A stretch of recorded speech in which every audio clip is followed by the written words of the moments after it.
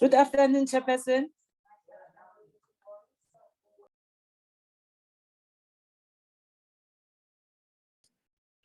Good afternoon, Member Malek. How are you? I'm good, and you, Chair? All right. Are you in Cape Town? No, I'm coming tomorrow. Okay. Okay.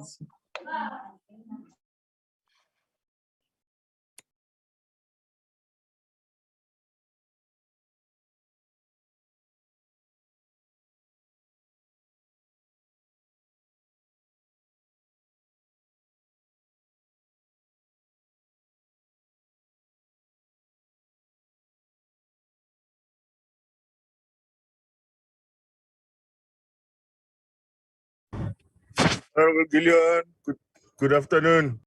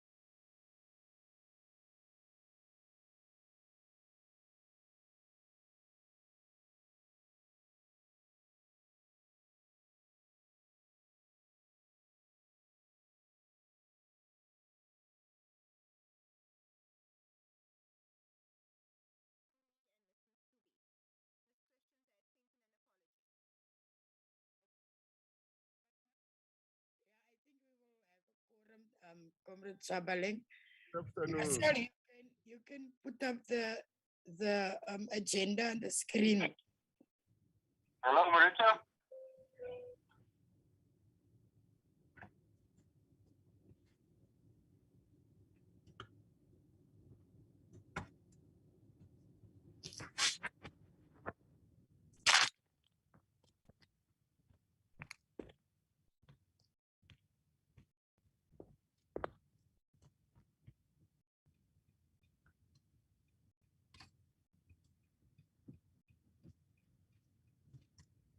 Chair, are you able to view the agenda?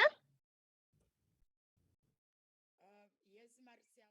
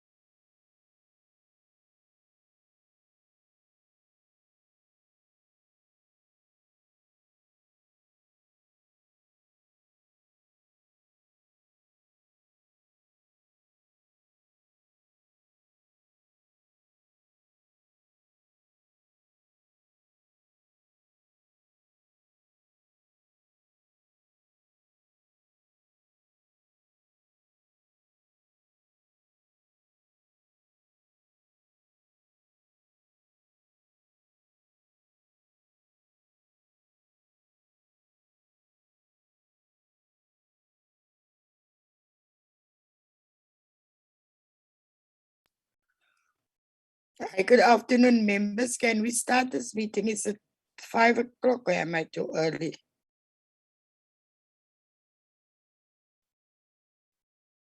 Marcel,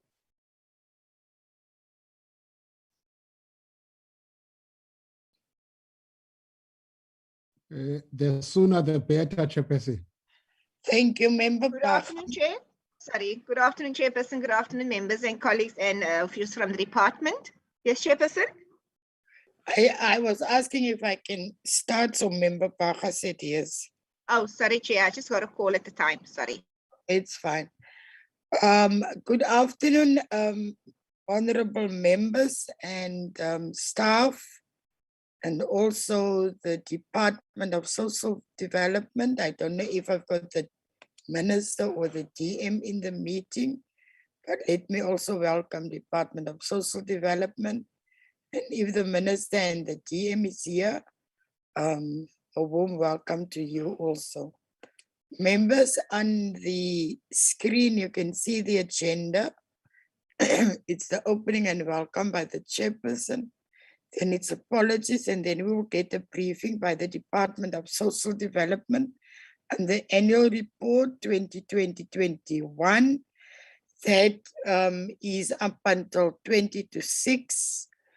And then after the briefing by the department, we will have time for discussions and responses.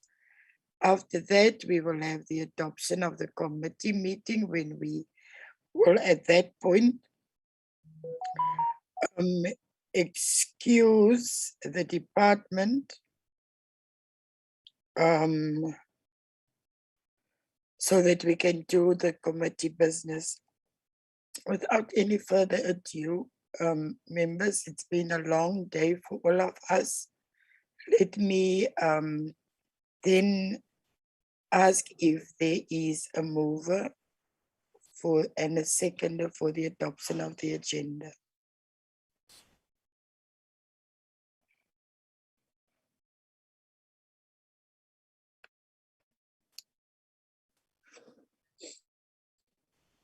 Chair, I move for the adoption of the agenda. I don't see any hands. Is there? Thank you, Member Chabaleng. Is there a seconder? Ndungeni seconded, Chair. Thank you, Member Tonkeni. Members, I think we can move to the second point, which is apologies. I received apologies from Member Christians, who is not feeling well. And then Minister Zulu has also apologized. She has been asked to host President Kenyatta, who is in our country on an official visit. I did not receive any other apologies. Can I ask for if we adopt the apologies from the two? Chairperson, sorry, it's Peter Party from the department. Just Yes. need to send an apology for the DG. He was still busy with some interviews in the Eastern Cape. He will join late, and then Mr. Party will stand in for him as he arrive late. Okay, thanks a lot.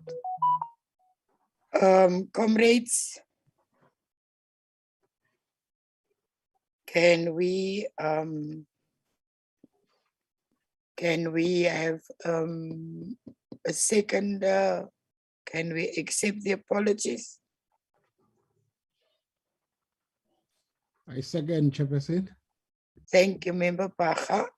So without any further ado, I will hand over to the department with a presentation, and then also accept the apology of the DG will arrive late. Over to you, Department of Social Development. Thank you. Thank you very much, Chairperson and honorable members, the Select Committee. We are ready to receive the presentation to present to the portfolio committee on our annual report. The approach which we'll take is that we will ask Mr. Buthelezi to take us through. And then when it comes in terms of programs, we will ask the relevant deputy director generals or the program managers to give us the highlights of the annual report per branch, very short, so that we should not take long. Thank you very much. Over to, if I'm allowed, let me allow Thabani Buthelezi to give us the presentation. Thank you very much. Thank you so much, Mr. Neshipara. Thanks, Chairperson. I'm not sure if they would be sharing the presentation. I'd ask Mr. Litswalo to assist in that regard if the Secretary should not be sharing.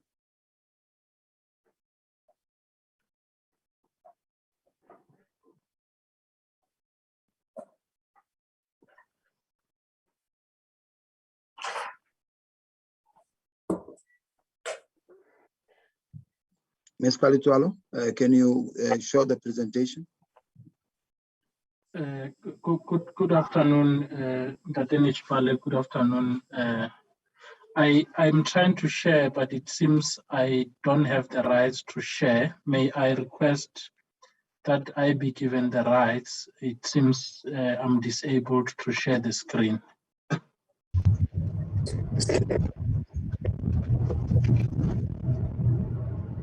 Marcel?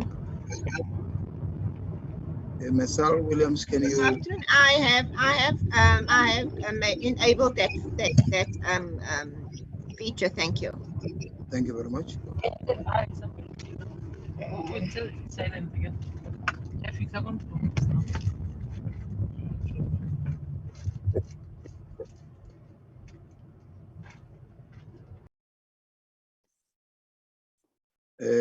Dr. Buthelezi, Thabani or Masite, can you share the presentation? DG, good afternoon. I'm trying to share. It still responds that the host disabled participant screen sharing. It may not have. Yes, Marcel, I did write an email asking that you allow Mr. Masite Litswalo to. Yes, he's been assigned. Thank you so much. Okay, it's up and running. I'm putting it up now. Thanks for that, and apologies for the slight delay. But as Mr. Neshipala had said, we're here in response to the invitation to come and share with the Senate Committee our performance against our predetermined objectives and the expenditure for the previous financial year. Please move to slide number 3. In terms of the contextual analysis, I think Honorable Chairperson and members will agree that we ended a very difficult year, not just as the department, but globally because of the COVID-19 pandemic. And our presentations, of course, as a department, including our entities, do try and give account in terms of how then we're able to implement our commitment, especially under these difficult conditions. However, whilst there's been that COVID, but it's important that we acknowledge that our services were hugely disrupted. However, we were able as department to achieve 81% of our set targets, which of course demonstrates a significant improvement in terms of how we've performed if you compare with the previous financial year, 2019-2020. And probably it was only during this financial year 16-17 where we only achieved the same number of targets. And yet there was no COVID, there was nothing, but it means begin to show that as a department we've been able to pay more attention to the commitments that we've made, and there's a beginning to demonstrate the extent to which we are probably turning the corner and getting back to our days of good performance and making sure that we are able to achieve what we've committed. But also what becomes important is that we also adopted the results-based approach. It means we are not only looking in terms of what is that we do, but we are focusing more on the changes and the results of these interventions that you are making. So we have adopted that, and we have ensured that all our targets are aligned to the MTS priorities of government, and in particular relating to our priority, which is priority number 4, which is about consolidating the social wage and also taking cue from the NDP. And you recall, Chairperson and other members, that during the previous financial year, after we had tabled our initial APP, and because of the COVID, which then began to disrupt the extent to which we are able to provide our services, then DPME then called that we should be able to revise our commitments, because there are a lot of other commitments that might not be met, and so forth. So we had to revise, and we had to reprioritize budgets as well, because most of the budget had to be directed to the other areas. But we were able to say out of the 59 set targets, is 48 that we were able to achieve, with only 11 that were not met. But however, in as much as we did not meet these 11, but some of them, in particular about 3 or 4, were subsequently met, but just after the reporting period. And we had to do these revisions, of course, because we then experienced this high demand for some of our services, in particular the food security. We to provide quite a lot of food to the most vulnerable people in society. We to provide psychosocial support during the COVID as people were under this trauma. We also had to provide income support to millions of the 18 and 59 cohorts, in particular those, especially that had lost their jobs as a result of the pandemic. And this speaks to the 350 grant, which you all know. And we had also to adapt to the new normal, the commitments that we have made, which would have required the face-to-face or physical engagement. Now we had to say, how do we take advantage of the digitization, and so that we automate some of our services that we provide ordinarily through the physical interaction. Next slide. Once we were able to deliver as planned, in other areas, there were areas we need to admit that we could not provide these services. And as a result,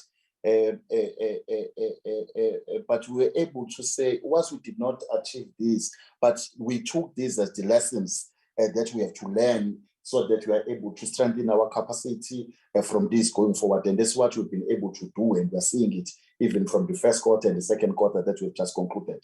And of course, as I did say, we were called to move swiftly with quite a range of social protection services that we had to provide, and we're not ready for that. And these were also coupled by the rise in the social ills, which include the issues of the gender-based violence, the substance abuse, but also the levels of the triple challenges did not stop. Many people lost their jobs, so there was an increase in unemployment, which of course increase in poverty as well as in inequality, which then meant for us as DSD portfolio, which we were working with SAS and NDA, our services, the demand for our services, we became overstretched, so that we are able to provide this, especially when it comes to the psychosocial support that we have to provide, given the trauma that most individuals and households had to go through during this particular time. And of course, this test and required us to be much more responsive, and that we need to be agile at all times, so that we are able to respond and cushion people and protect them from these severe shocks and the negative impacts of this COVID and the other areas that I've learned. I did indicate that there were some of the targets that were not met, which are listed here, but in the next 2 slides, I will provide the detail, because Chairperson and other members, we have made substantial progress to these particular targets. And what we did is that we had to make sure that we did not meet them, these 8 targets in the previous financial year, but we made sure that they are carried over. It means they are included in the current financial year. And I would give the status currently in terms of where we are with regards to these 8 targets. I did say that the only 3, there were 11 unmet, 8 have been carried over. The 3 were able to be met just days after the reporting period. It means within the first 2 weeks of April, the other 3 targets were met, so there was no need to include them in the new APP, but the 8, which is listed and which I said I'm going to provide the detail. Next slide. The table then in slide 6 does provide a detailed breakdown in terms of each program. We've got 5 programs in the department, and as I said, we achieved 81%. And on the left, you can see that how many targets each program achieved and how many did not. I did indicate that it was only 11 that were not met, with 3 that were met later, and so forth. The next slide does then provides the trend analysis. If you look at the previous financial years, especially the 3 years, which is the 6th administration years, you could see it was only 18-19 where we had about 73%, and we had a drop in 2019. Of course, on the issues that I've raised, it was the first time we're experiencing COVID. There were lots of disruption, but look at now, the 2020-21, this is the period that we're reporting that we've achieved 81%. So in the next slide, then that's where we are providing the detail in terms of the status of the 8 programs that we have not had, and it's summarized in blue. With regards to the 2 targets on the that falls under the IMST, which one is about the analysis of the requirements for the integration of GPV and VP systems. The second one related to the development of substance abuse system, which had not been met in the previous financial year. But currently, the analysis of these requirements have now been completed, and the service provider has been appointed, and the development of system is now underway, and we will be reporting on this in the when we come to provide progress when it comes to the implementation of the 21-22 targets accordingly. We have also made substantial progress. The target on substance abuse, this was just a question of the language.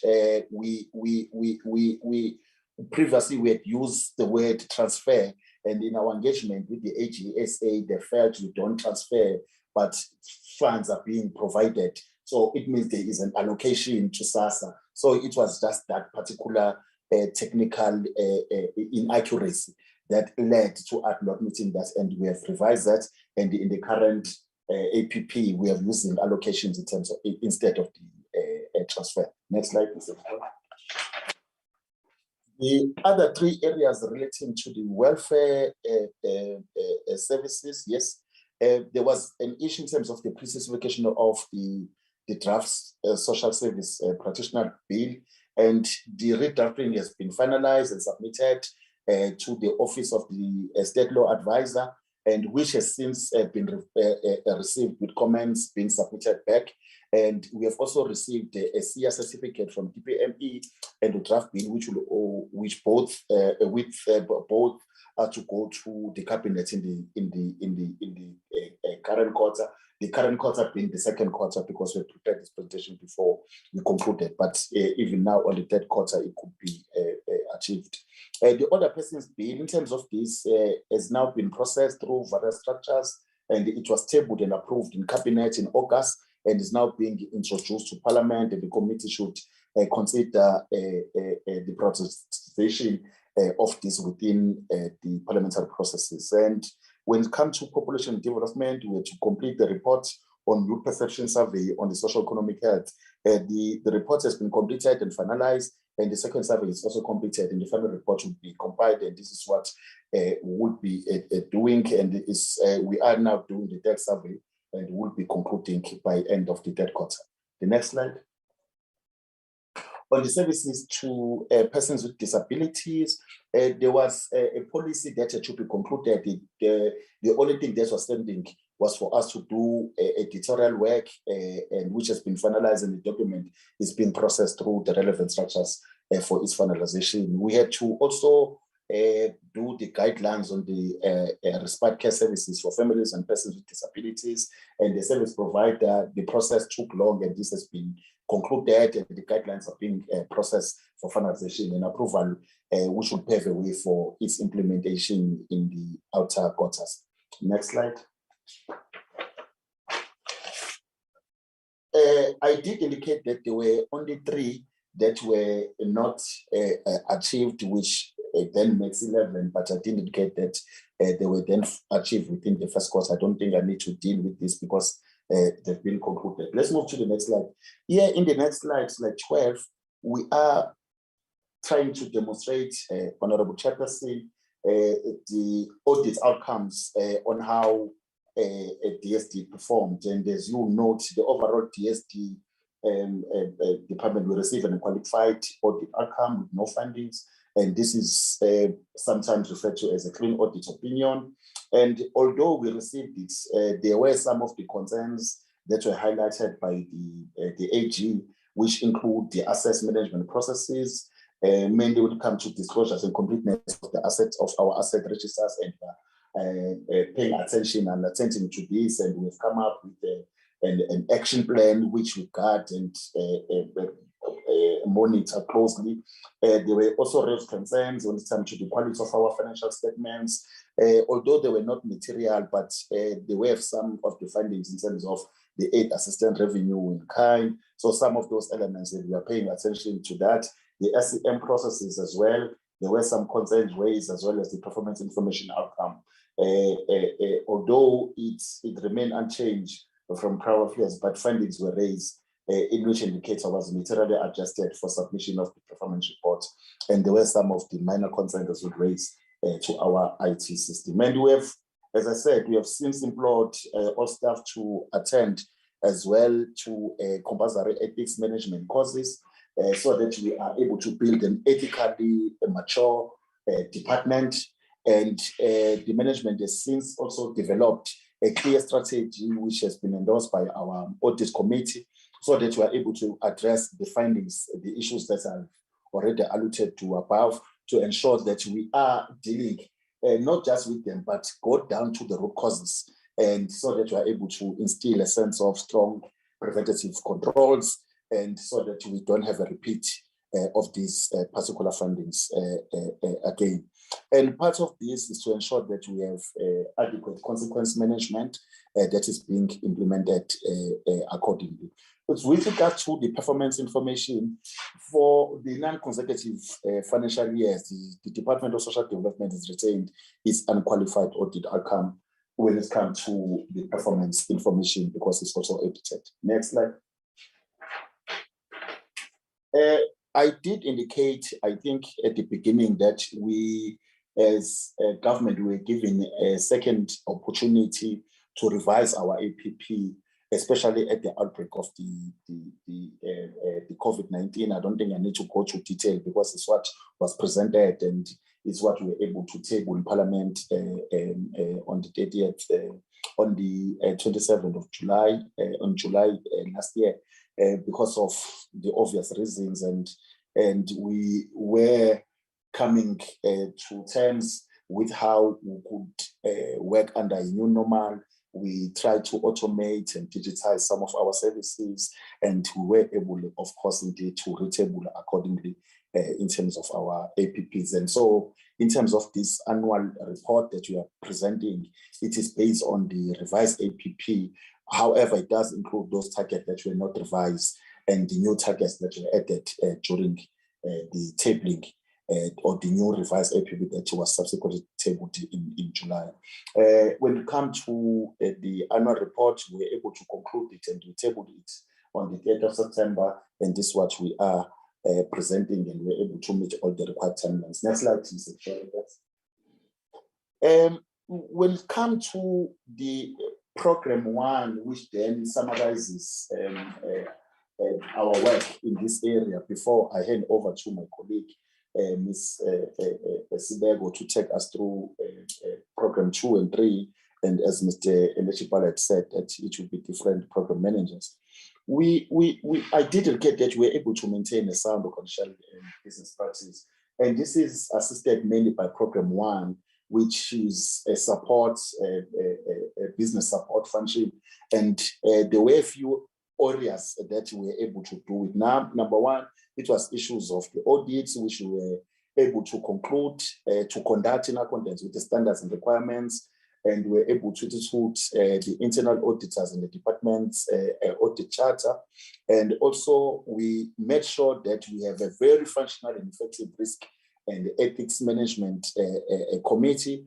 And this committee meets on quarterly basis to review the progress the department is making in terms of addressing the risks that have been identified and make sure that they are mitigated. And also what we're able to do in terms of working smart and making sure that we are turning this corner, we had systematically institutionalized very rigorous performance and reporting performance review sessions. So on a quarterly basis, even at the mid-quarter, we started doing that as well in this financial year, so that we are seeing as we are reaching the 6 month of the 6th week of the 12 weeks in a quarter, how far are we to reach those particular targets? And this is a platform and a forum which requires that all senior managers put aside everything and we sit and we account in terms of the accounting officer, in terms of how far we are doing. But what is key about that is for us not to say this is how far well we are doing, but is to say how do we identify the possible challenges for us not to meet, and there and then we come up with corrective actions which assist us to meet our targets. Next slide. This will be the last slide. What we have also done smartly is to develop the SOPs, which are the standard operating procedures for most of the support functions. That is when it comes to legal service and when it comes to supply chain and how long should things start and what should be the whole value chain from the appointment of a service provider until the contract is concluded. Included in there, it will be issues of the payment, the processing of invoices. So these are some of the areas that we have done. But also key to it is that for ourselves, one of the areas of commitment for every public official is to have a contract, which is a performance agreement, it's a work plan, and we make sure these work plans are aligned to our plans, which is the APP, the support service APP, as well as operational plan. So there needs to be that alignment because people need to deliver and assist the department to reach its targets. And also what the improvement that we have done is with regards to the planning. And we are spending more time, and the planning for us now is no longer it's something that is a seasonal occurrence, but it's continuous. So from time to time, we're paying attention to make sure that our indicators are smart and adopt those particular principles, and they're all commitments that we have, as I said, they are achievable. And once we monitor on a regular basis, we are able to see that that is being done. And also, we have extended planning just beyond ourselves as DFT, but also as a portfolio, including the provinces. So we have those engagements that we have that begin to say, how are we performing as a sector, and what is it that identifies us? So we have come up with a common mantra that identifies all of us as this portfolio. It means us national, our agencies, including our provincial counterparts. I will now, through you, Chairperson, allow, as Mr. Npo had indicated, that my colleagues in their respective branches will then give account in their areas of work. So I'll hand over to Ms. Brenda Sibeko. Thank you, Chairperson. Thank you so much, Thabani, and good afternoon, Chairperson and honorable members of the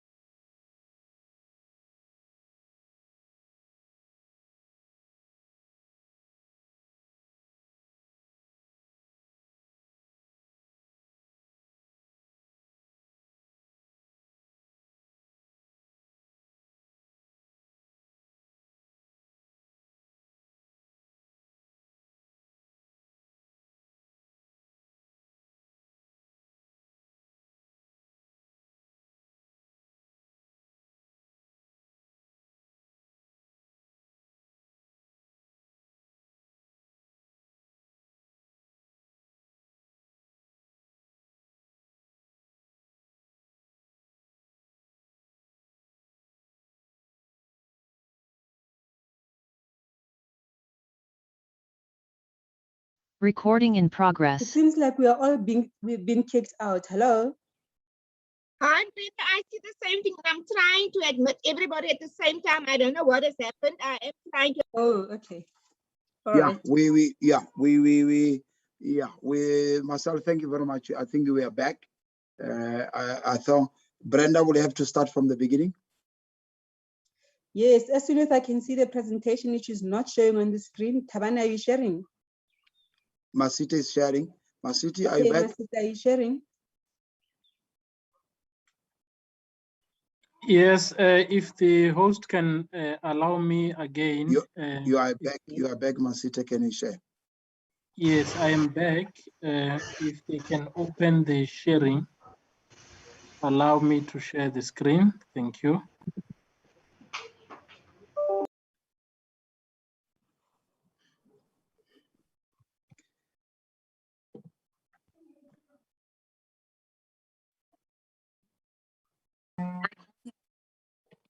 Thank you so much, Masita. I can see it now. Maybe you can just turn it. Okay, thank you. To presentation mode. With regards to social assistance, then if I can just continue. Obviously Tabani was reporting that this was not achieved. It's just really because of the language.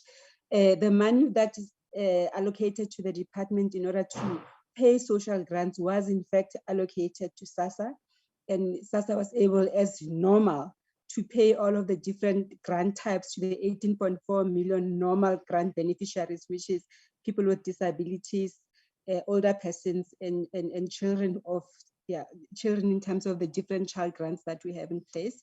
So those were paid, but in addition to that, because of COVID, there was also the additional package that was made available to pay for the caregiver grant, the SRG grant of 350, and then topping up the different grants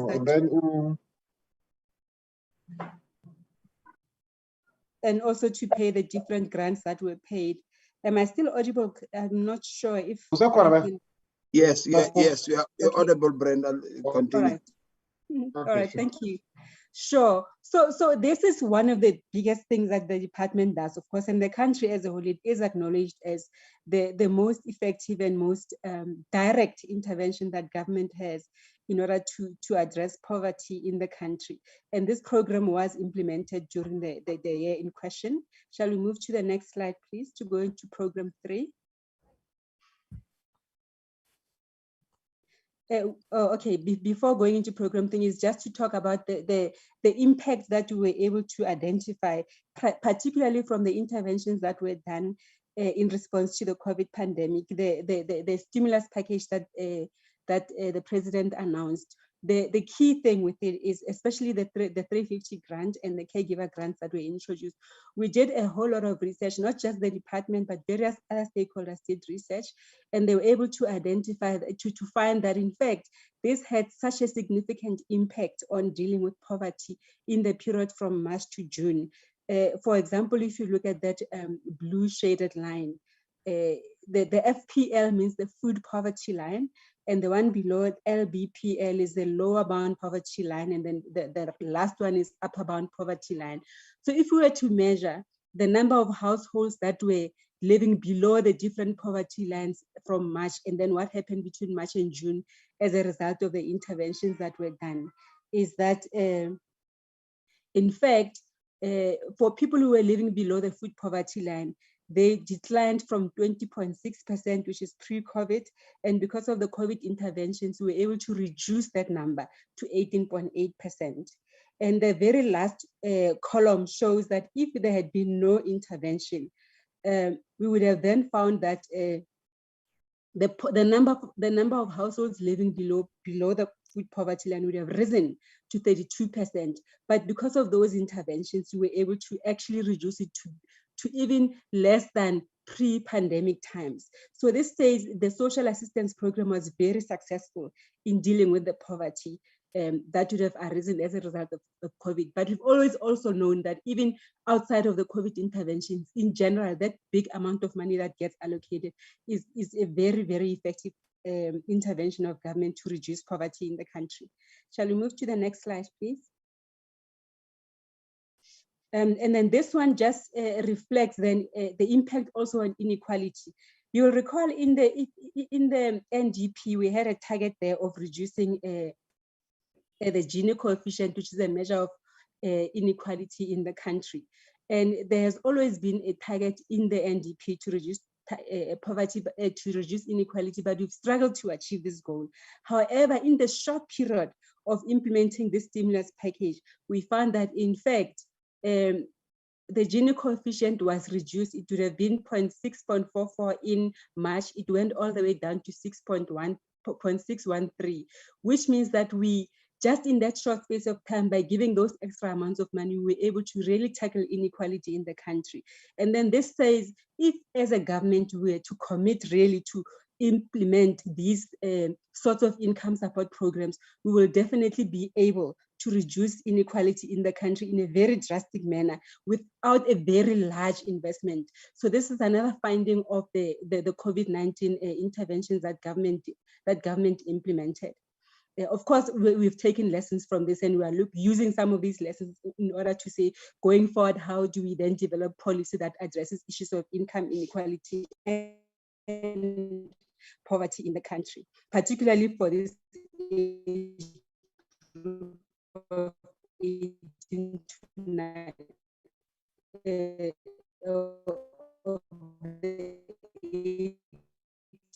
19. Next slide. Now, with regards to the policy work that we did, I'll go fairly quickly on this one to say, obviously, firstly, there was the COVID interventions, which dealt a very played an important role in dealing with poverty. But we did a whole lot of other policy work in terms of formulating new ways of doing things in order to really tackle the social security gaps in the country. The intent, of course, being to make sure that not only do we enable people to have social grants that enable them, for those people who are unable to support themselves, but that we also deal with issues of people who are actually employed and have means of earning income, but are not able to contribute towards making provisions for their own challenges should they in the future find that they're unable to earn an income. So this is other work that we're doing in the branch, which I can speak in detail to in the next slide. So the first one of these policies was, of course, the draft policy proposal that we developed with regards to the basic income grant. Minister announced, obviously, during the early implementation period of the COVID interventions that the department would look at this. We developed a policy proposal which focuses primarily on income support for the 18 to 59 age group. That is a group that had historically been outside of the social assistance framework, even though they were unemployed and therefore unable to support themselves. We completed a policy proposal in that regard. We also completed costing reports on two interrelated policy work, one being maternal benefits and the other being the work on linking child support grant beneficiaries to other government services.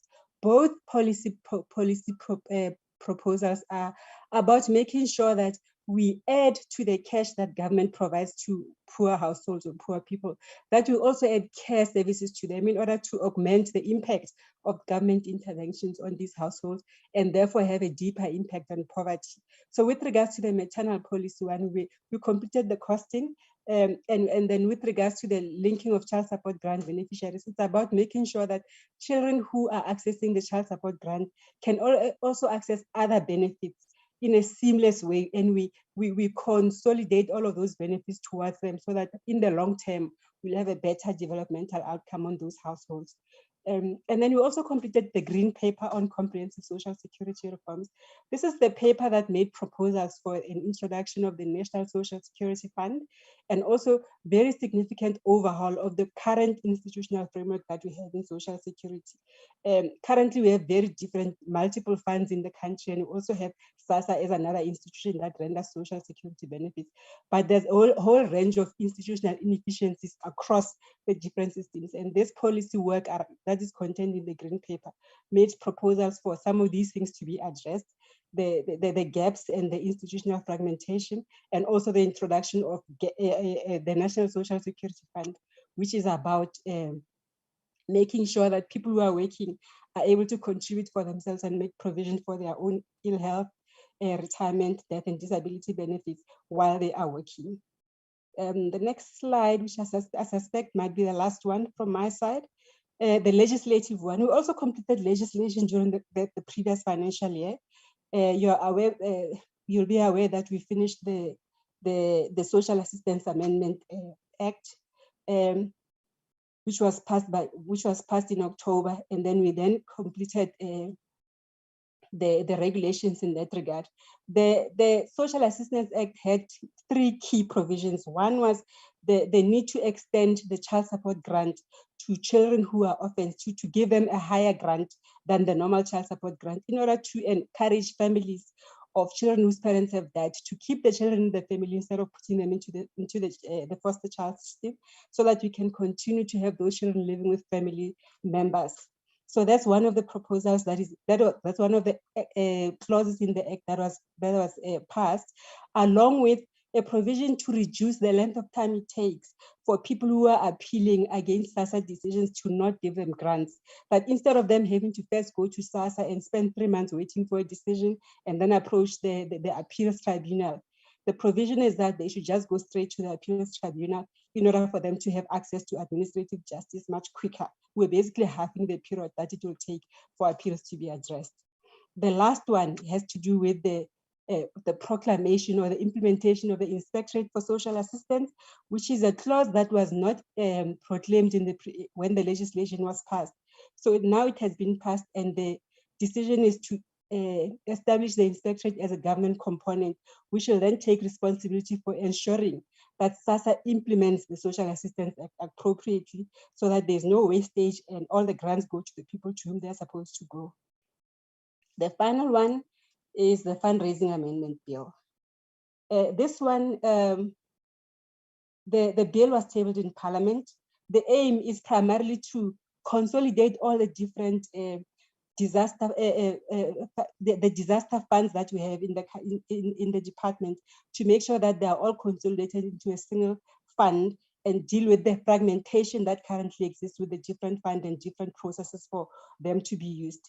And also to bring the legislation up to date, because that Fundraising Act is actually from 1978, but we need to bring it into the present and also align it to the Public Finance Management Act.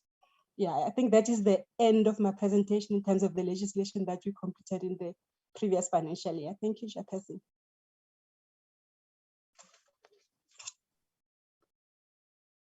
Isabel?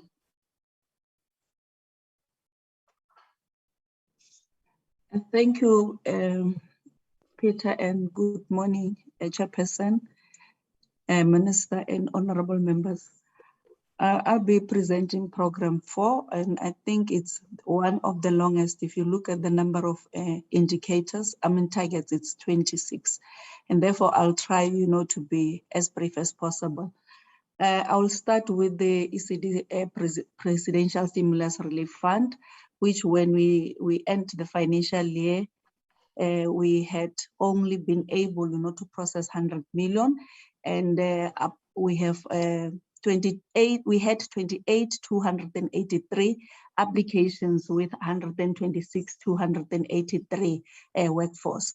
But after the rollover in the new financial year, the number was drastically reduced to 114 workforce, because there were lots of duplication. You find that one ECD has submitted application maybe 6 times, and therefore we were able to reduce, the numbers to drastically. As I said, even the number of ECDs, they reduced.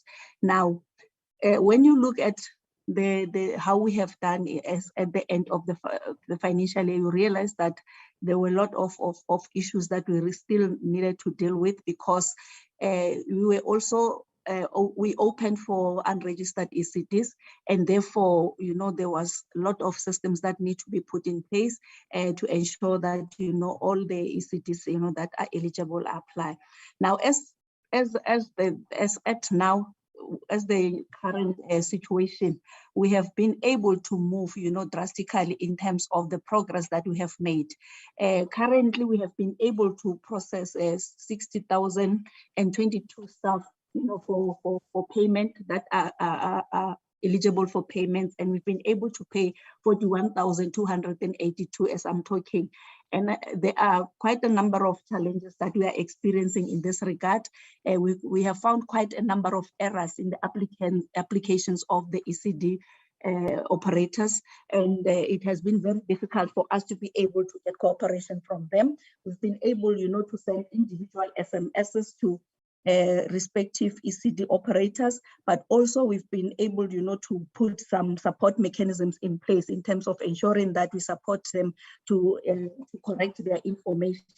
We have set up the help desk in place, and we've been able, to assist quite a number of them. But safe to say that during the process, we have realized that some of the staff of the workforce do not even qualify, to be paid. So even in the 114 that we are talking about, there's still a possibility that the number can reduce drastically, because some of them we found that they are on PESAL, they are not eligible to get the funding.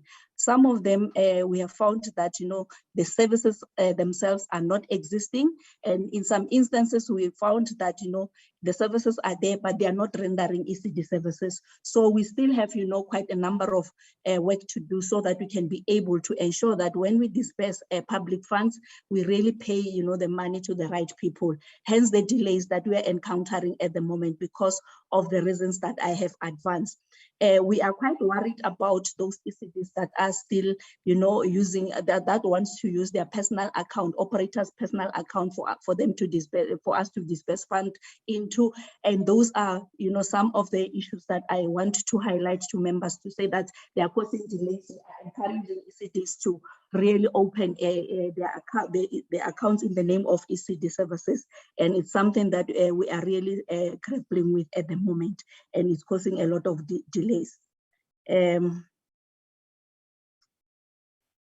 Yes, that's about ECD, the ECD stimulus package. The issue of the launching of Bangasali, which became quite a success, which was encouraging ECDs to come forth so that we can be able to support them, especially those that are unregistered, to support them to register. As the department, we have moved, beyond calling them to come out to be identified, but we have also been able, to put systems in place to ensure that we assist them also in terms of registration. We have partnered with Nelson Mandela Foundation and Impande, and at the moment we've been able to support, more than 14,000 ECDs with the packages that we have come up with, and we have been able to also hold jamborees, in terms of ensuring that we support these ECDs, we educate them in terms of the processes that needs to be put in place.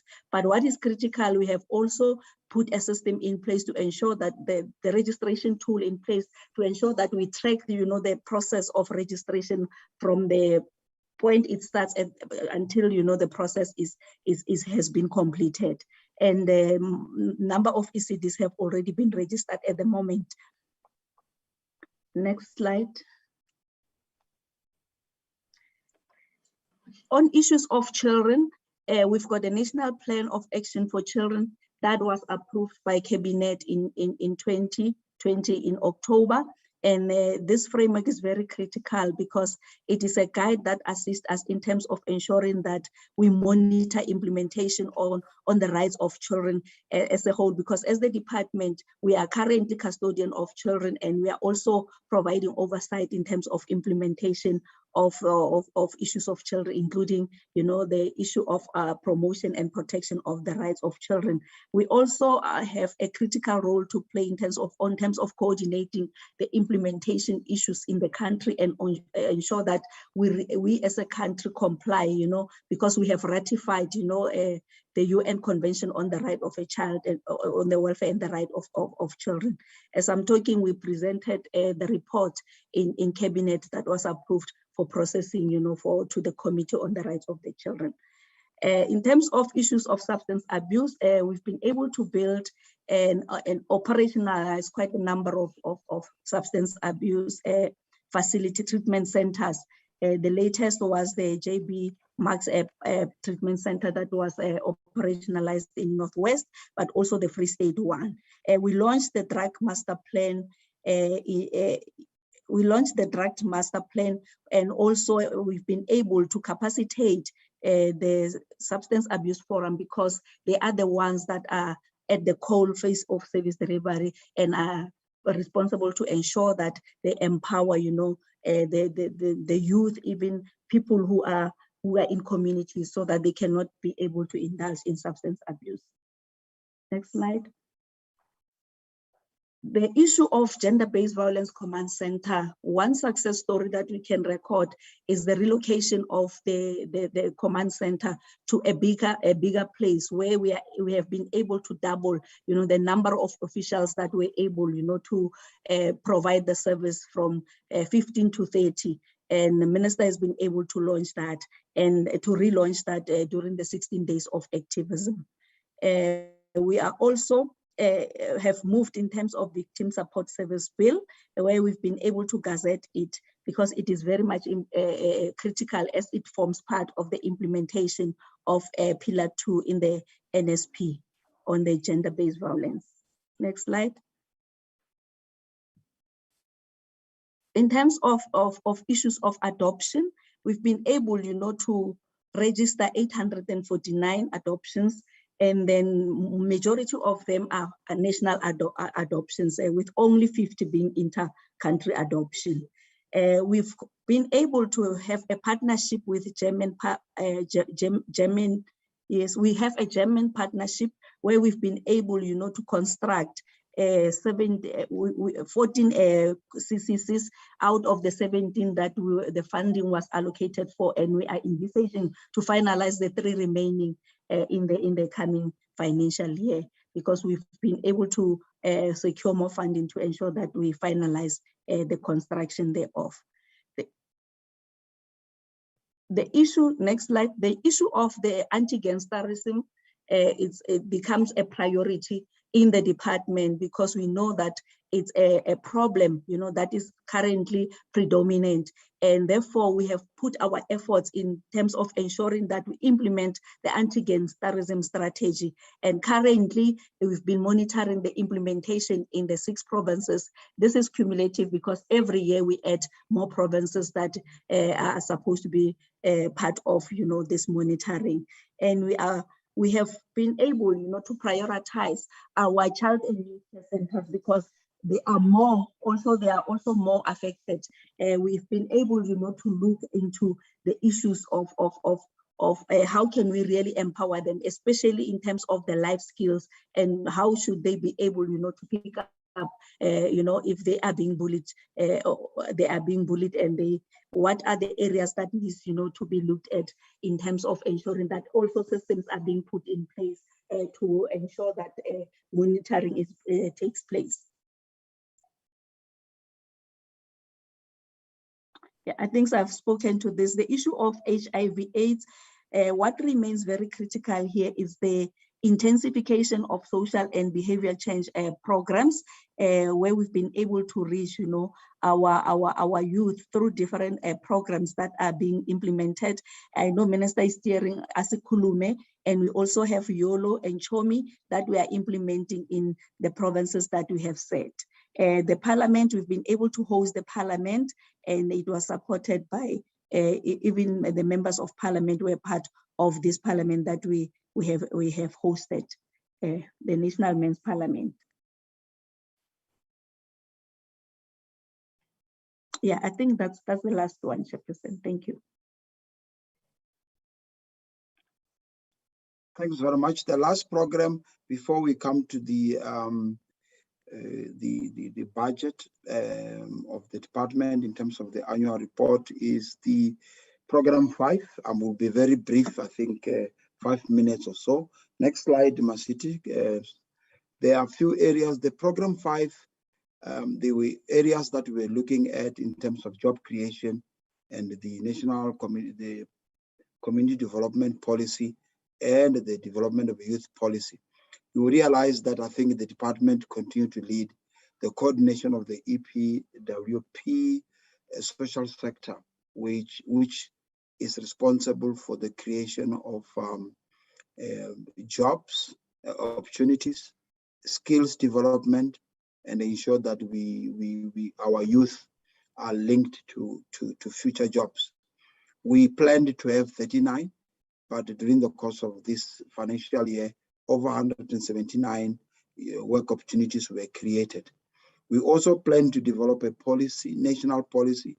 This policy's aim is to ensure that when you go to communities, there should be some framework that will guide every community development worker and practitioners.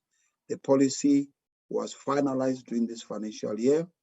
We also develop our own internal youth development policy that aligns with the national policy as a way of implementing our own youth development within the DSD sector, especially focusing on the vulnerable and the poor individuals. Next slide, Masiti. The other areas that we look at is the issue of mobilizing community. This is one of the areas that is very important, that we develop a framework that ensures that the processes of mobilizing communities, ensuring that communities own their assets and what they have within communities, and are talking about the issues that troubles them, are guided through the framework. And the framework was developed. The NPO amendment bill was developed, and then we could not process it to the parliament, but we received a report and it was presented to FOSAT. The draft NPO policy framework was also developed to ensure that we guide the issue of the NPOs in the country. One of the functions that we do at National was the issue of registering the NPOs. We receive a lot of applications, and as such, we are mandated to process, register, and ensure that all the NPO comply with the NPO Act in terms of the NPO Act 71 of 19 years. The next slide, please. Next slide. The other areas, I will think that Masiti go to the next slide. The email, the link. Masiti, go to the next slide. Please mute, Isabella. Hey, why don't you mute, guys? Go to the next slide, Masiti. Yes, in this area, we go to the previous slide, Masiti. In this area of poverty alleviation, sustainable livelihood, and food security, we had two targets. One of the targets was to develop the linking of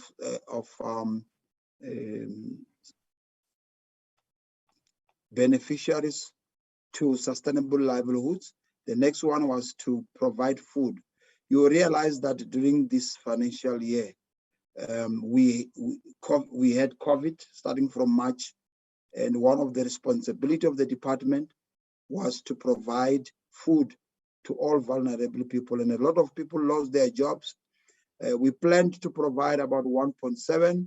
We also targeted 3.3 individuals, but at the end of the year, we have provided over 10 million individuals with nutritious food.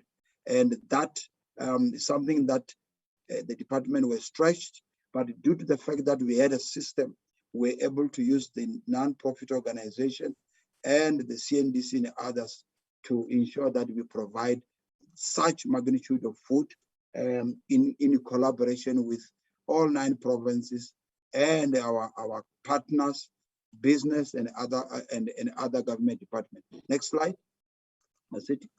This is just to show you our system of food security. This is the area where it's called the Provincial Food Distribution Center, or the food bank, where food are procured and stored before they are distributed to the CNDC. Next slide.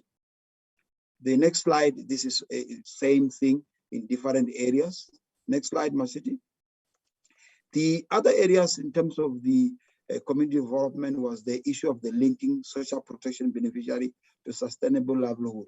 This is one of the things our minister brought in, that we need to begin to look at how, as a department, we will look at all those that are receiving grants,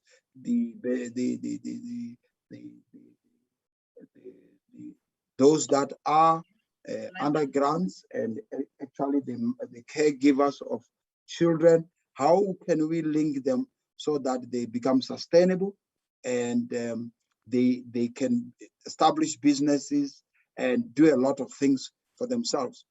In this financial year, we develop a framework, and this framework has been finalized, and we will be implementing in the coming years.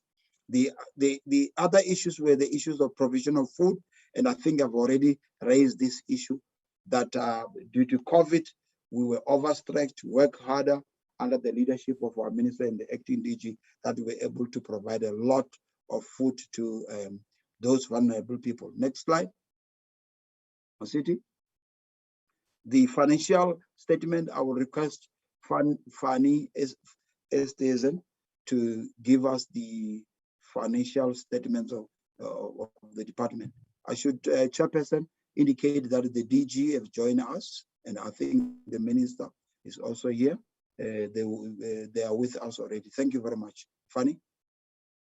Thank you. Before going there, yes, I noticed that the minister is in the meeting and the DG is also in the meeting, and the minister has apologized, but she also gave an indication that she will be here with us for a while. So I think before we continue to the CFO, can I ask the minister if there's anything that she wants to add in this meeting? Thank you very much, Chairperson, honorable members. I'm apologizing because I'm also on transit, hence I'm keeping my video off. I would have made the statement in the beginning of the usual, honestly, to say that we always do our best to be here, and I wanted to also personally apologize that I wasn't able to make it, as I'm sure honorable members will be aware that President Kenyatta of Uhuru Kenyatta of Kenya is here, and that's what we are busy with. I never want members to think that I'm absconding. You know, I just have that responsibility. I will try and keep on as much as I possibly can, Chair. So let me not waste the time and get them to present, because I am still here for now. Thank you very much, Minister, and also thank you for making the effort to be part of the meeting. DG, also welcome. The CFO can continue. Thank you, Chairperson. Good afternoon, honorable members. So the financial status for the prior financial year for DSD, we've achieved a 99% spending, and when we get to the next slide, there's only 3 areas I want to show or give attention to where the underspending were. The one is on our social assistance. There was some saving, or not savings, but underspending on welfare services. And I will now get to the reasons. I'll tell you exactly what those is. The next slide.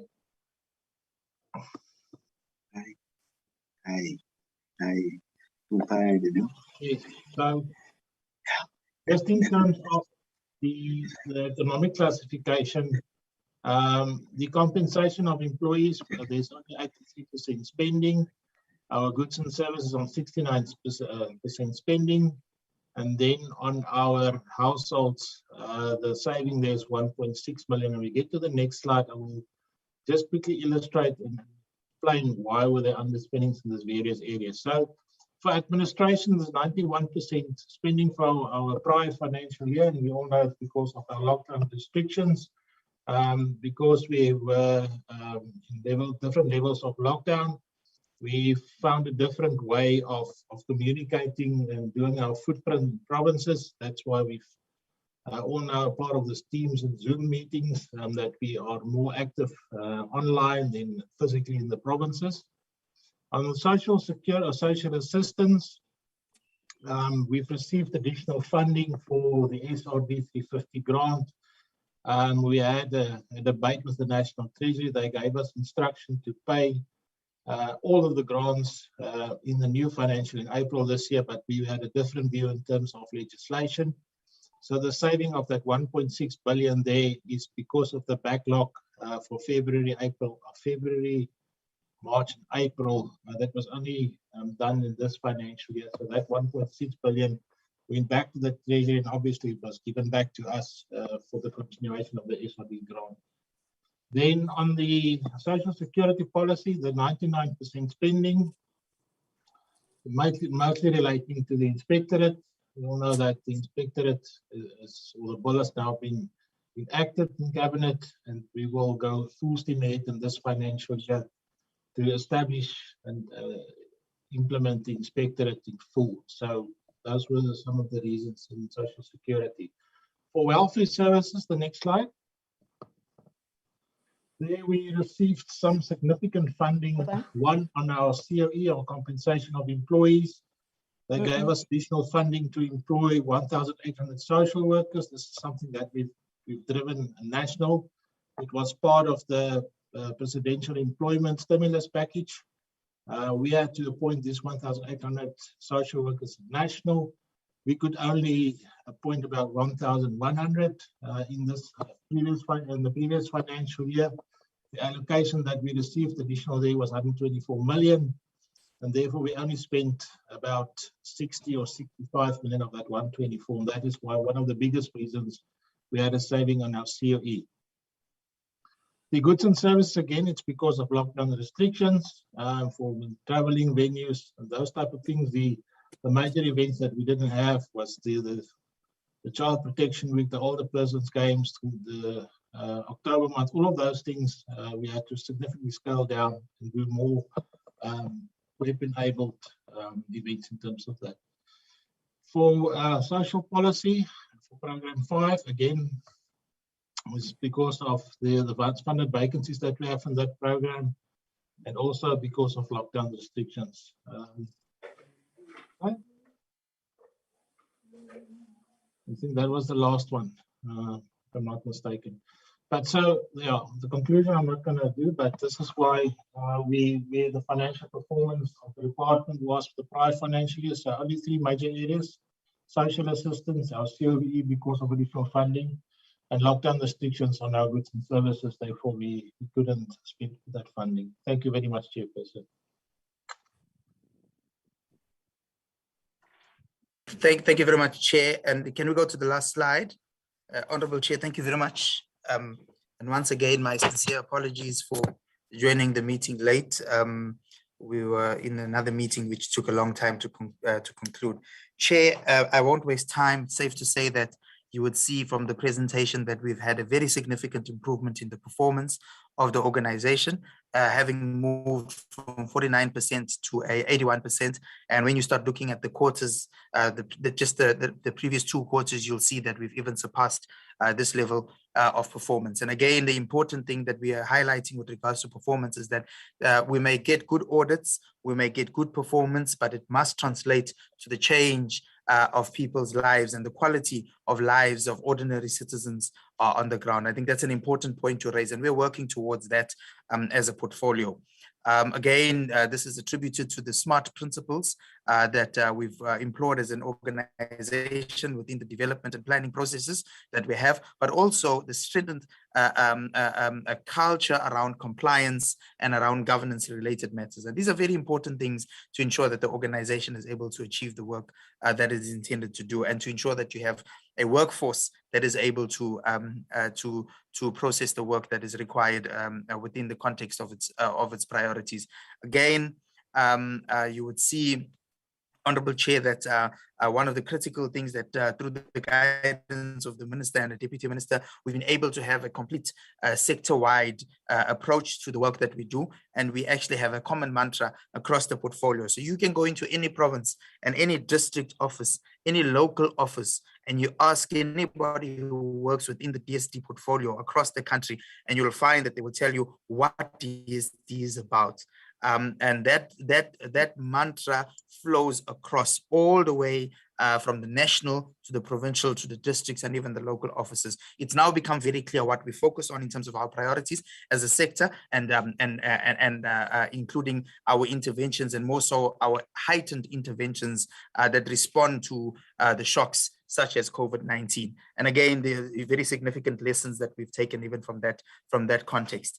And then just to indicate that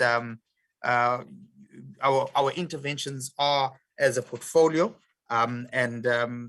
we work together with the agencies. But what has happened in the past year, we've seen a much closer relationship with our provinces, both in terms of the agencies, but also in terms of the department. Where the minister convenes MINMAC meetings on a regular basis, we're able to touch base with the actual issues on the ground and provide the strategic leadership to provinces. And again, also ensure that the programs that we implement are actually programs that are effective and that have a significant impact in terms of improving, the well-being of every citizen that we support. And again, I just wanted to highlight that the important aspects of our interventions, particularly those that relate to community development and those that relate to sustainable livelihoods. The idea that we're trying to do there is to unlock the potential of citizens so that they become self-sufficient and be able to improve not only their lives, but that of their families, and indeed their communities. And again, so we continue to make the call for a consolidated approach in terms of the interventions that we make, so that it's not just government alone, but there's an important role that is also played by different sectors of society. So, Honorable Chair, I'd like to leave it at that for now, and thank you once again for the opportunity to present at this point in time. The Minister would probably come in and make some interventions again, I think, at a later stage of the meeting. So thank you very much, Honorable Chair. And Honorable. Thank you, Mr. Linton. If the Minister wants to maybe give an input now, or maybe after the question session, can I get an indication, Minister Zulu?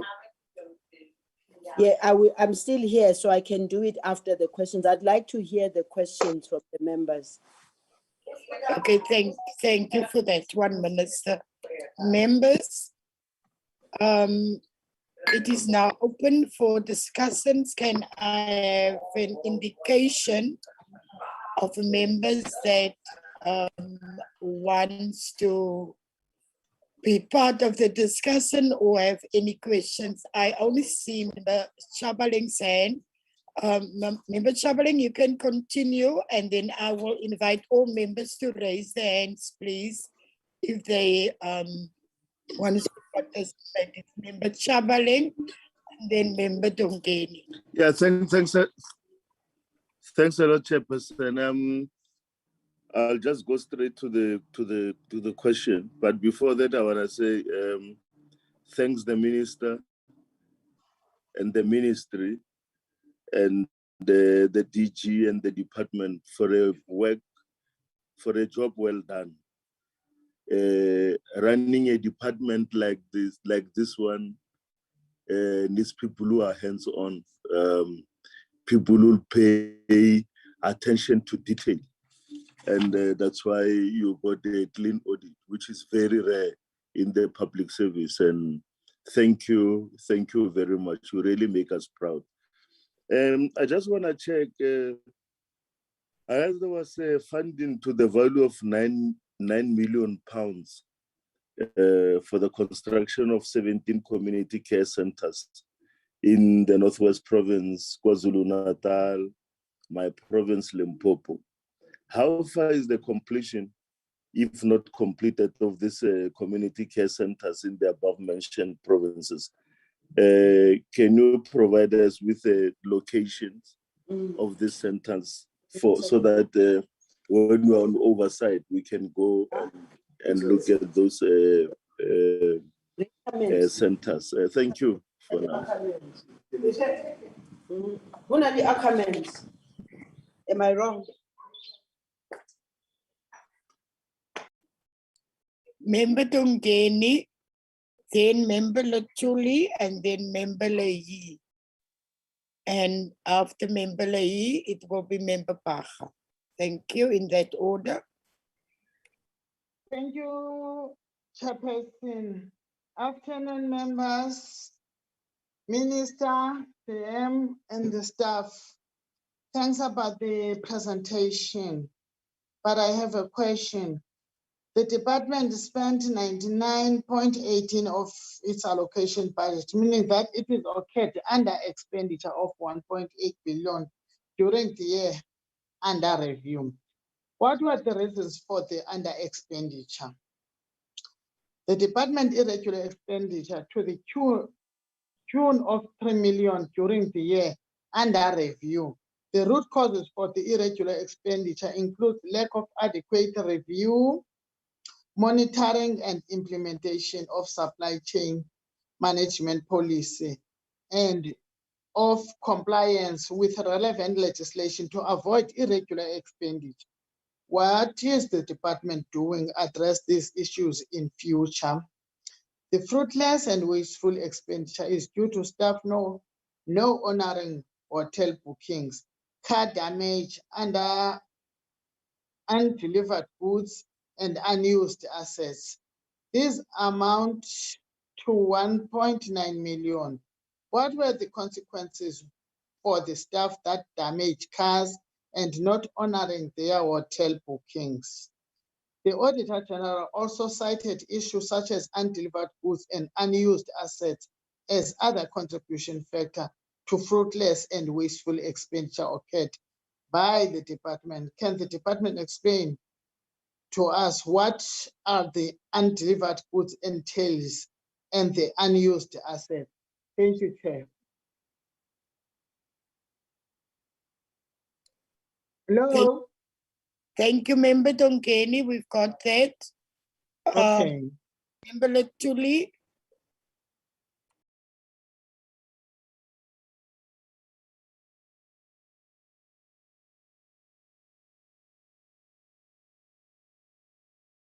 Maybe we've lost Member Letuli. Member Lehi, are you still here? Yes, Chair. Yeah. Hello? You can continue, Member Lehi. Okay. Is there a database where funding is kept, monitored, and regulated?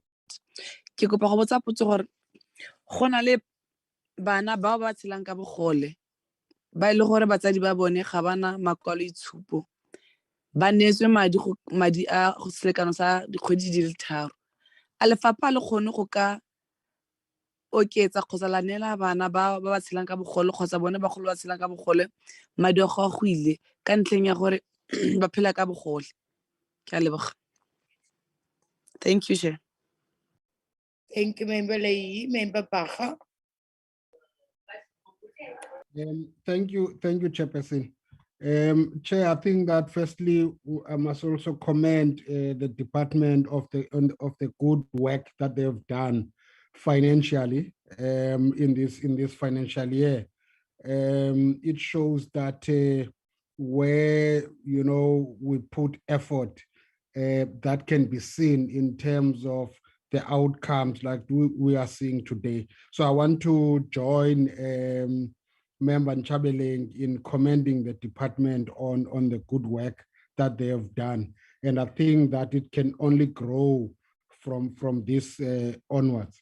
But Chair, I only have 2 questions.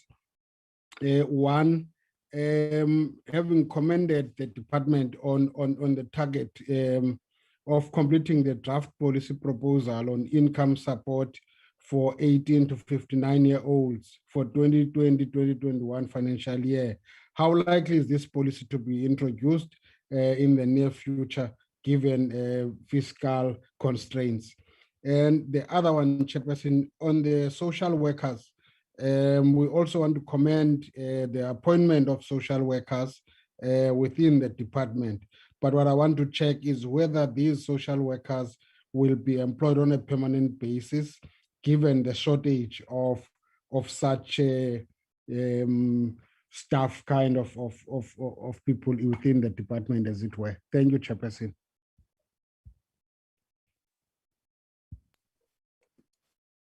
Thank you, Member Baga. It seems like we've lost Member Latuli, and I don't see any other hands.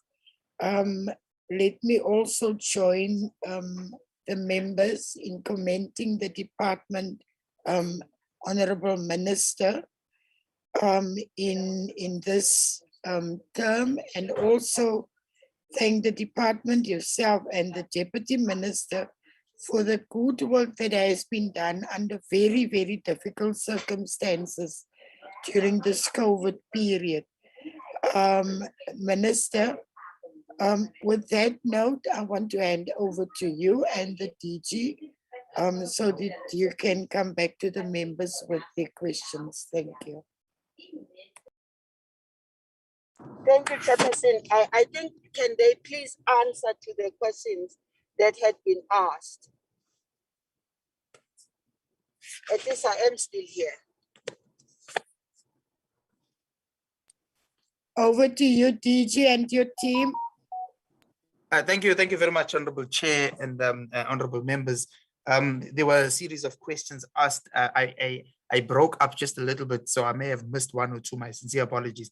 But there was one question asked around irregular expenditure, and I'd like the CFO to respond to that. And then what I'd like to do is just go DDG by DDG to respond.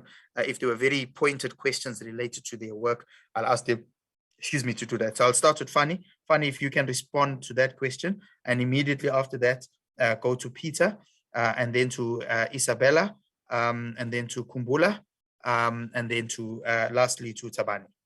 Thank you very much. So Fanny, if you can go first. Let me answer the question. There's two things I want to reply to. One is the 1.8 billion underspending currently, and I think I've raised it when we presented the finances, but let me just repeat it again. So part of the 1.8 billion relates to 1.6 billion for the social grants. That funding was supposed to assist with the extension of the 350 that we were supposed to pay in February and March for the extension of the 350. We had not a quarrel, but we have a difference of opinion with the National Treasury, and that funding has been reallocated to us in this financial year for that backlog of the 350. The other smaller amounts relates to the underspending on our social workers. We could not appoint the 1,800 social workers that was allocated to us. We could only manage to appoint 1,100. So there was a saving of about 60 to 70 million. Then in terms of irregular fruits and wasteful, I think the question was about what are we doing to sharpen ourselves in terms of this area. We had sharpened we had revised our policies across the board in finances that we try to prevent the occurrence of fruitless, wasteful, and irregular expenditure in the department. We've, I think, changed about 16 to 17 policies just in finance to ensure that we prevent all these type of things. There was also refresher courses given to the Loss Control Committee. It's been sitting more regularly. In terms of consequence, in the past 6 months, we've given string attention to ensure that where areas occur of wasteful expenditure, the no-shows, the car damages, we finalized those cases and letters have been issued for this money to be paid back by the various officials.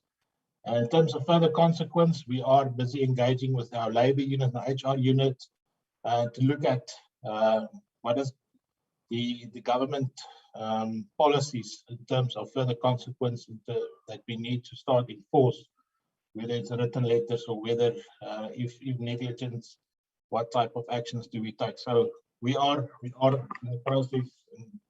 When we present the updated numbers in terms of irregular expenditure, it will come significantly down.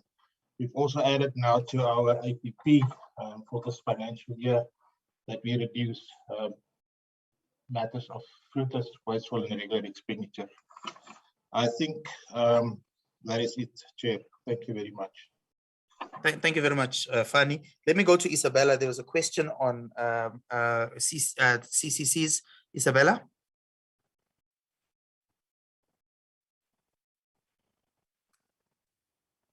Isabella? You're muted. Okay, yes, let's thank you. Thank you, DG. In terms of thanks. the community care centers, there were 17 centers that were scheduled to be completed. Of the 17, 14 have been completed, 6 in KwaZulu-Natal, 6 in the Northwest, and 2 in Limpopo. So there are three community care centers that are outstanding in Limpopo that will be finished at the end of the next financial year. But the 2 in Limpopo that are completed is situated in Bonn, and the other one is in Dindani. We can provide the list of the other facilities in KZN and Northwest to the committee, DG. We can send the list with the addresses to them. Thanks. Thank you very much, Anita, for that. Let me ask Kumbula to deal with the issue of social workers. There's a question around that. Thank you very much, Chairperson, Minister, DG, and honorable members. Perhaps before I do, let me just deal with the issue that Fanny has touched on. Besides the issue of recovering the losses that have been incurred, we've also instituted a disciplinary inquiry to deal with the conduct, unbecoming conduct on the part of staff. And those processes are at various stages. One of the observations we've made currently is that there is a disjuncture somewhat between the public service regulations, the disciplinary regulations, as well as the Public Finance Management Act. So we are trying to align those so that they talk to one another, so that we are not found to be at odds or violating some of the prescripts as we deal with the misconduct cases. But these cases are currently being processed, and we are quite certain that we'll be able to come back to the committee in the next meeting with progress. In terms of the employment of social workers, it is our wish that these social workers are employed on a full-time basis. We've put up a bid previously to National Treasury. However, these are issues that relates to money, to funding, and our budget, our COE has been reduced substantially. And of course, because of that, it impacts our ability to increase our staff complement. But recently we received an allocation, and that allocation was given to the provinces. So some of the social workers are going to be employed on a contract basis at various provinces. For a period, our intention was for a period of 10 months, but because of the late response, it would now be a matter of 4 months, but we are still engaging to see if we cannot extend that so that it is a lot longer than the current 4 months. The engagement towards a permanent employment is a continued struggle, and it is actually dependent on the availability of funds. Thank you very much. Thank you very much, Kumbula. Just to say, Honorable Chairs, we've received an additional allocation for the employment of about 2,000 social workers. I think it is. It's about 120 million rand, and this has been given to provinces. And so, it'll be good when members do their oversights to also touch base with provinces in that regard, because this is for the current financial year, and it's new money that we've managed to engage with the Treasury and the Presidency. It's part of the Presidential Employment Stimulus Package program, albeit the supporters for a short while. We know we've encouraged provinces, and we've already started seeing provinces like the Free State starting to employ these social workers on a permanent basis. So the program is working and is doing exceptionally well. Chair, there was a question on the basic income grant. I'd asked Brenda just to touch on it very quickly in terms of what we're doing in government on that, and then I will come in at the end. Thank you.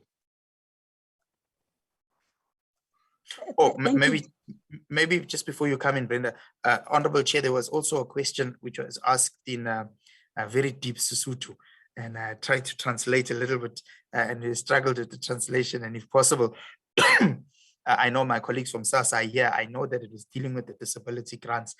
If possible, if we could just be assisted with the translation of that, and immediately after that, we will get the colleagues to come in. Thank you very much. Brenda?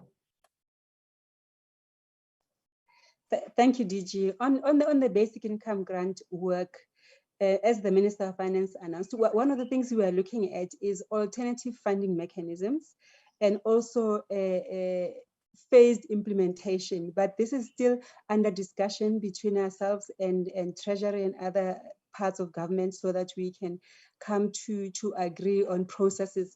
But the decision has not been made in terms of the financing. And the reason we're looking at alternative phasing and alternative funding sources is in order to come to that decision. But I guess once the decision is made, then announcement will be made in that regard. Thanks. Yeah, no, thank you very much. Indeed, there's some work that is underway in that regard. We are going into discussions with the Treasury very soon, even with regards to the issues around the basic income grant. We've had substantial discussions even with them and even at various levels of administration. And as Brenda indicated, we'll continue that discussion. Chair, at this point, let me ask just for guidance in terms of that translation. But maybe Peter, I'm not sure, Peter, if you wanted to quickly come in before we get the guidance from the honorable members on that last question on the disability grants. Peter? No, thanks very much, Acting DG and the chairperson and the members. One of the things that the members need to note is the issue with regard to district development model, where our minister is a champion of one of the district. That community development's role in this department is to ensure that communities are developed, communities are capacitated to be able to be self-sustainable and self-reliant. And as a department, we're thriving for that so that they should not only be dependent on grant or the handouts, but so that we are able to ensure that we move towards social entrepreneurship.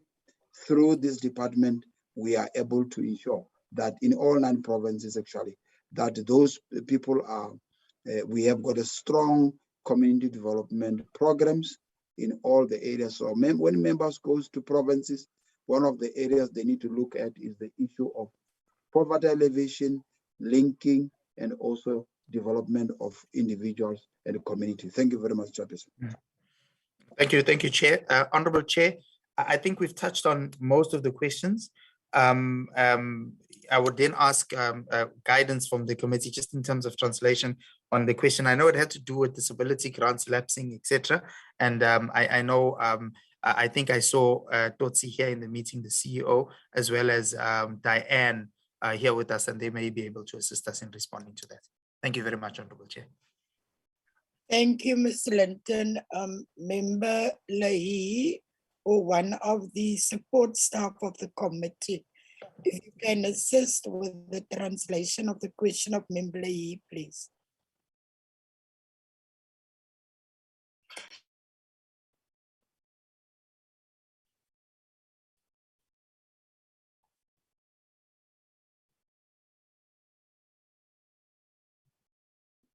Member Lahi, are you still on the platform?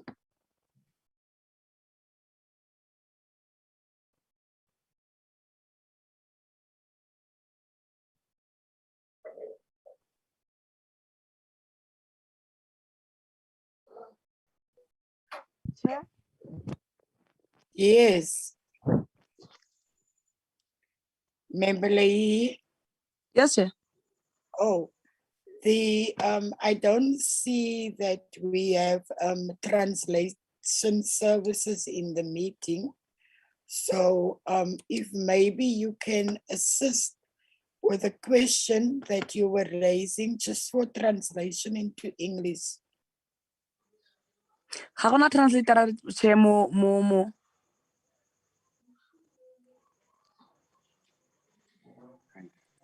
Chair, if I may, Yes. through you, we have Isabella Sekawana here, who is, I know, very well rooted in Sesotho, and she may be able to assist us with the translation to the question. Okay, thanks, Mr. Linton. Member Lahi, maybe if you can repeat the question on that one, and then there is someone by DSD who can translate. Thank you. Okay, ke a leboga. Potso ga ke gore go na le bana ba tshelang ka bogwele ba neetswe madi a di-grant for selekano sa kgwedi di le 3. So ke ne ke botsa go lefapha ga gona seo se le ka se dirang gore ba kgone ba neele madi go a go ile ka gore ba tshela ka bogole ba kry madi a permanent. Ke potso ne ke botsane go bane bangwe ba bone batsadi ba bone ga bana makwaloitshupo ke ka ntlha ya moo ba neetsweng madi a kgwedi di le 3. Ke a leboga. Okay, thank you, Chairperson. What the honorable member is asking is that we've got children who are living with disability and have been granted a disability grant, temporary for 3 months. Is it not possible for them to get permanent disability grant? Thank you. Thank you very much, Isabella. Honorable Chair, through you, I would then ask, I saw the CEO here. CEO, if you would like to respond to that. If not yourself, then I'm sure that Diane will be able to assist after you.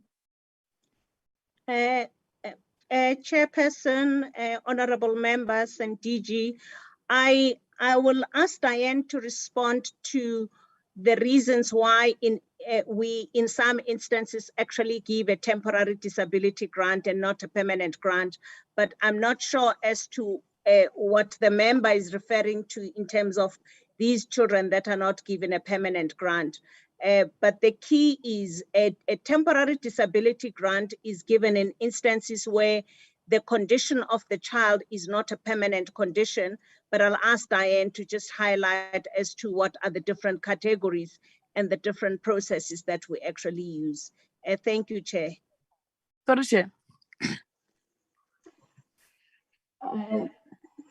Maybe, Chairperson, I should come in before you continue. What the CEO are mabaka a eleng hore bana ba fiwa. Hello. Sorry. Hello. Bana ba ke ba ba boneng ka bogole. Matsapa ke gore batsadi ga bana di-ID. Ke ka ntlha eo ba filweng madi a 3 months. Ba bone ka bogole. The reason why these children are being given a temporary disability is because the parents do not have ID, but these children have got permanent disability. It's what we refer to as Quad 7. Diane will respond to it. Ketla bona gore ke responda jwang ha Diane sa buile ka sekgowa ketla try le nna ke arabe ka Sesotho, but Diane o tla araba. It's funny English. Thank you, Chair and honorable members. I will try and answer that. We did have a policy where people without ID documents are able to apply for grants, any of the social grants. Where the applicant, which is the parent, because it really doesn't matter about the child, but where the parent doesn't have ID documents, we would give them a grant, whichever grant they qualified for a period of 3 months, which would enable them to have money to be able to go to Home Affairs and apply for the necessary documents. However, that process which SASSA put in place to try and manage the risk of people applying without the necessary ID documents and then remaining in the system for a really long time without getting the necessary documents has in fact been challenged. And also as a result of the COVID pandemic, where people could not get to the Department of Home Affairs to go and get the necessary ID documents, we are no longer suspending the grants after 3 months.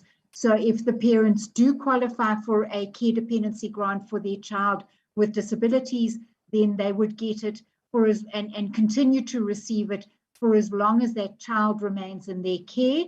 But their responsibility is on the applicant, on the beneficiary that gets the grant, to actually go to Home Affairs to get the necessary ID documents. The reason they need to get the ID documents is not just to receive a social grant, but also to be able to really participate in South African society. For as long as they don't have ID documents, they really remain on the fringes of society, and that's not something that we want to see. So we would certainly encourage the people to go and apply for the necessary documents, which enables them to participate fully.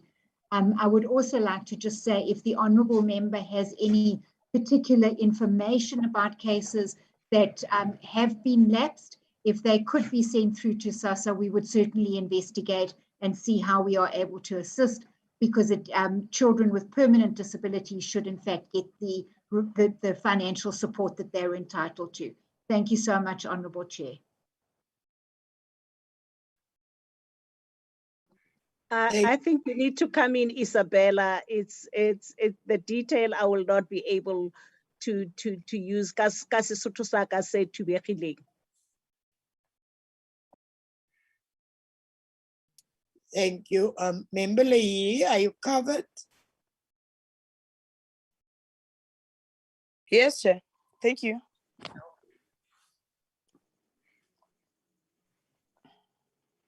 Chair, I think we are done now.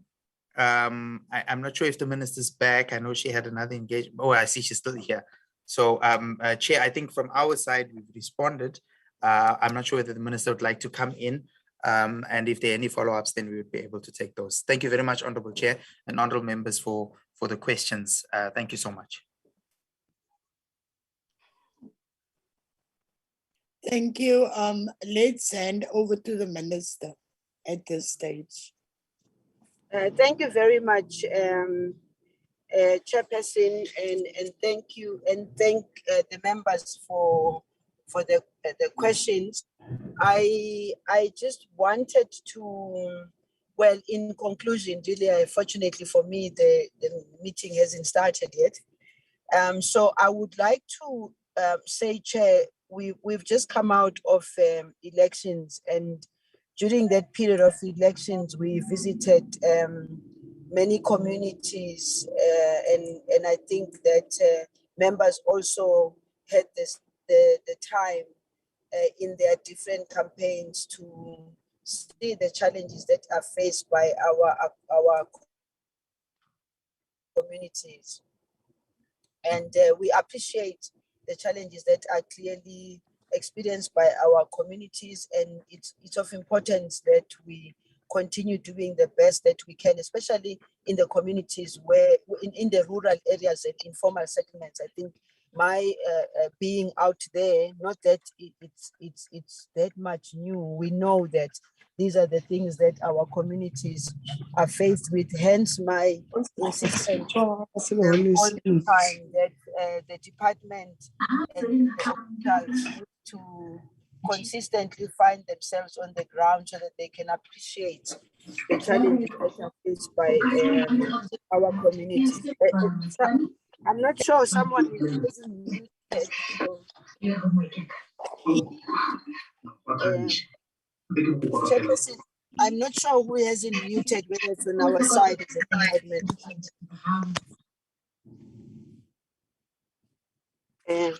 Thank you, Chairperson. And therefore, I think that our work is grounded in the district development model, working with all spheres of government to ensure a coordinated approach to our services. So I'm of the view that we'll continue strengthening our working relations with the MECs to ensure effective delivery. We always emphasize that local and provincial governments are the first point of call. And therefore, when we speak to the NCOP, it's important for us to also connect from that point of view. That said, I would really like to encourage that we do more oversight on the ground as the committee and members of parliament to really get a better sense and hold us even harder or maybe forcefully from a point of view of oversight, so that our interventions are effective, but also that the necessary impact must be made. Now, because probably this is a meeting where we won't come back again, I'm thinking that we should be conscious of the fact that we are heading for the festive season. We still have the issue of COVID-19, and this is a time that we normally see a rise in social ills. It's imperative that we encourage our communities to ensure that we practice social behavioral change. And you would see from our programs, we also are focusing on this approach of behavioral change. And I do want to really say that the experience we had in as far as COVID-19 and the things that we were able to do as a department and government overall did indicate to us that it is possible for us to have programs that are strong in behavioral change. But also you had in the presentation, we spoke about the issue of Asikulume. And the reason why I'm raising this issue basically is because Asikulume for me is about us engaging as a department, engaging with our communities. And we're gonna talk about this in the 11 languages of South Africa, and we're going to really engage from now. Lastly, we are also heading for the 16 days of activism in the coming days, and we should thus ensure that we in our program, we make emphasis during this time and should ensure that we roll out this work throughout the year, especially in light of the recent crime statistics that were presented by Minister of Police. The challenges of crime, especially against women and children, continue to be areas of concern which need consolidated stakeholder approach. And we will, as a department, take responsibility of calling our society, our sector to do more to address these issues. I have a chair also been saying to the department, when we go to some of these programs, it would be important for us to inform members because they belong to these communities. So them participating in these programs, especially the ones that are related to assisting our communities to stop certain ills that are bad in our community, it enhances our work, both from a parliamentary point of view, but also to yourselves in the NCOP. I'd like to thank you very much, Chairperson, for the opportunity.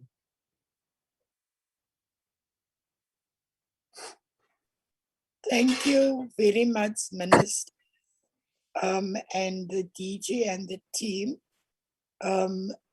At this point in time, we will excuse you so that we can continue with our committee work.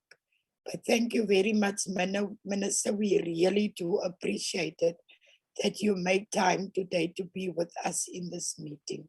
Thank you. Thank you very much, Chair. Siyabulela. Siyabulela. Thank you, Chair. Thank you. Enkosi kakhulu. Thank you. Go. Bye, thank you. Kanimambo. Obrigado.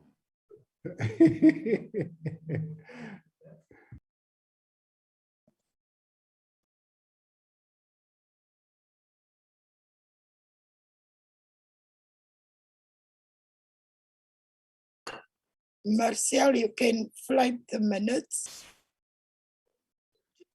I have the minutes and I'm able to share the minutes. Unfortunately, and I must apologize, my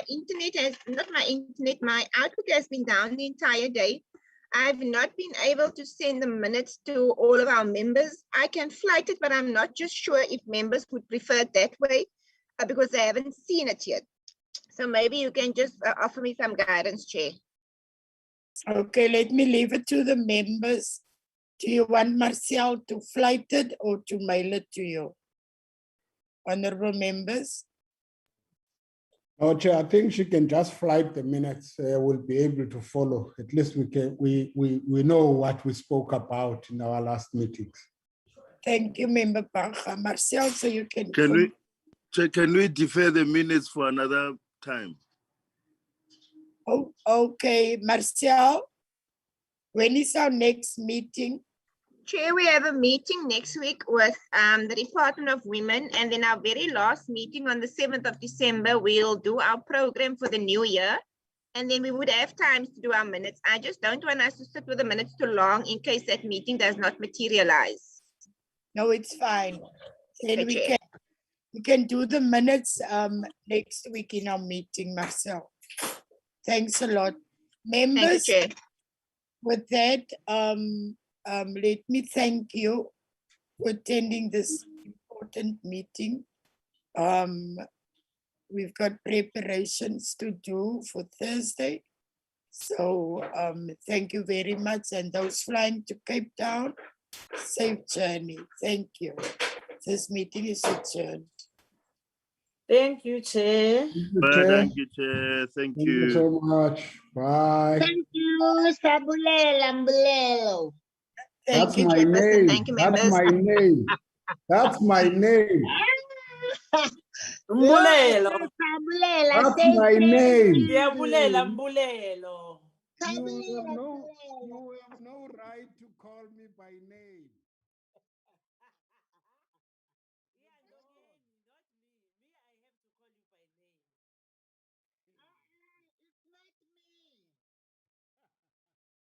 All right, that's a guy sharp. Sure.